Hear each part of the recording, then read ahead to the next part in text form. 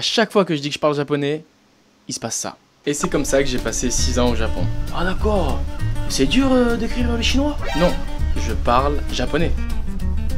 Lis bien sur mes lèvres. Japonais. Nous. Mais t'es con ou quoi? D'ailleurs, c'est vrai que les japonaises, elles ont une petite... Et non, c'est moi le con, parce que Jackie a raison. Certes, les japonais parlent japonais, mais ils écrivent en chinois. Et je pense que c'est de là que vient la confusion. Je le savais, hein. Bon, moi je vais chercher des sushis au fromage. Pourquoi? Tout simplement parce que la Chine à l'origine avait l'écriture alors que le Japon ne l'avait pas. Les Chinois, eux, ils étaient dans le turfu. En moins 1200, ils avaient déjà l'écriture. Et qu'est-ce qu'ils ont fait? Vers l'an 57, ils ont envoyé un sceau impérial en or au Japon pour dire: les gars, nous on est les Han, oui c'était pas encore la Chine, vous êtes les Wa, c'est nous les boss.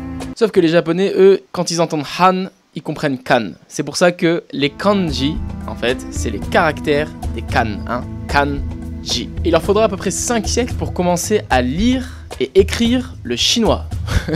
Comme quoi, les kanji, c'est pas si facile que ça, hein, vous pouvez le voir. D'ailleurs, c'est pas tout le monde qui lit et qui écrit le chinois, c'est seulement les lettrés. Et oui, ils lisent bien et écrivent bien en chinois. Exactement, c'est ce qu'on appelle les kanbun. Littéralement, lecture japonaise d'un texte en écriture Han. Je sais parce que je l'ai lu dans le Nihon Shoki. C'est pour ça qu'en japonais, vous avez 2 lectures pour les kanji. Vous avez la lecture chinoise et la lecture japonaise. Normal, puisque au bout d'un moment, les autres, ils parlaient en japonais. Ils disaient: oh les gars, nous aussi on veut écrire. C'est bien, ça a l'air stylé votre truc. Donc, ils ont pris les mots japonais et ils les ont juxtaposés sur des caractères chinois.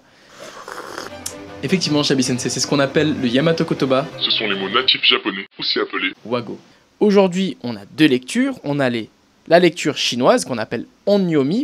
Donc on, ça veut dire le son en japonais. Et Kunyomi, kun, c'est la sémantique, c'est le sens. On va prendre par exemple le kanji de la voiture. Ou plutôt de la charrette. Tiens, ça va te parler ça, Jackie. Ça ne paraît pas, hein. En lecture chinoise, le caractère se lit sha.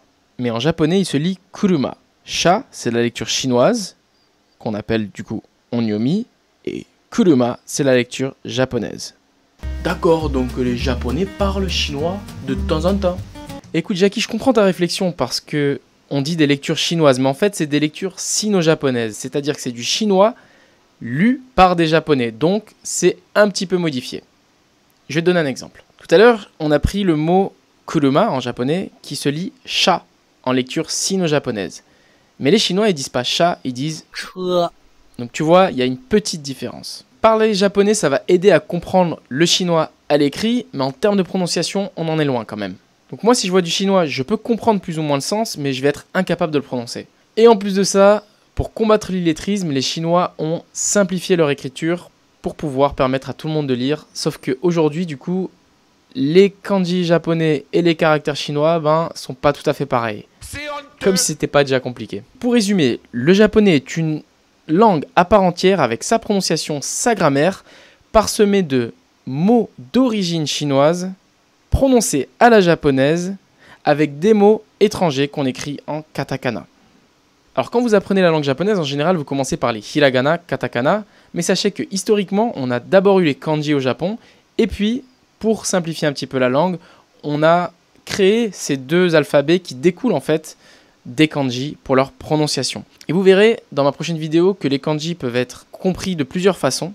Ils peuvent être compris pour leur sens, ils peuvent être compris visuellement ou pour leur son.